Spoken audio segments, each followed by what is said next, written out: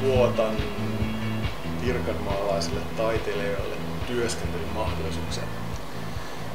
Ja mä haluaisin,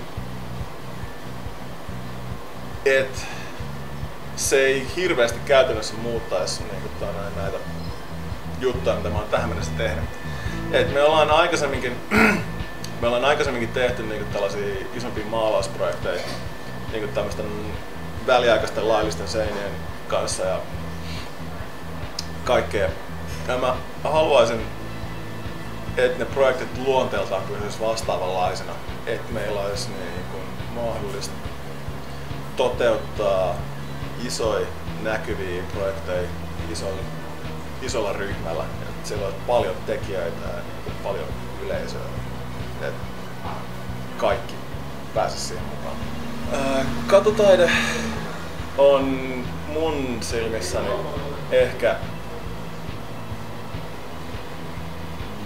ehkä merkittävin viimeisen 50 vuoden aikana syntyneestä taideliikkeestä. Katutaide on sen takia, katutaide on siinä suhteessa poikkeuksellinen verrattuna mihinkään muuhun taidesuuntaukseen tässä viime vuosikymmenen aikana. Se on hyvin pitkälle kansantaidetta.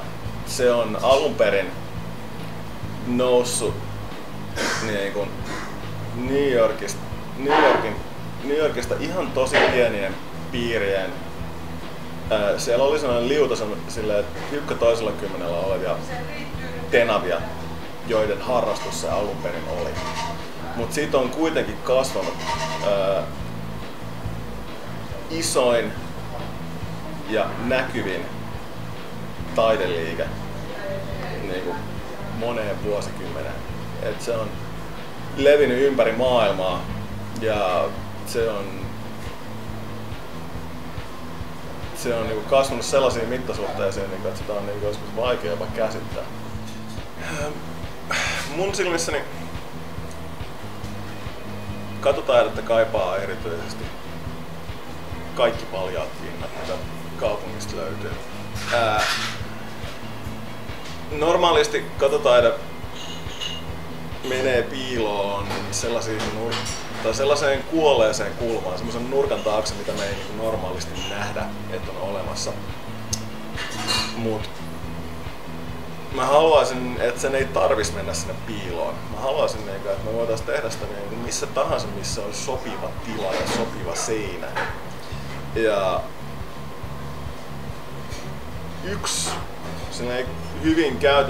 hyvin konkreettinen käytännön esimerkki on vaikka alikulkutunnelit, jotka on nykypäivän standardi. Ne on aika hylättyä joutomaata useimmiten. Ja niitä pidetään aika pelottavina ja ankeina paikkoina. Se olisi yksi hyvinkin konkreettinen paikka, mihin tuollaista voisi toteuttaa. En mä halua, että se jäisi pelkästään minkään tämmöisen ruman paikan koristeluun, vaan se voisi katutaiden määrityksellisesti meinaa sitä, että se on kadulla, se on siellä, missä itse on. Ja sen takia mä haluaisin, että se taas joka puolella.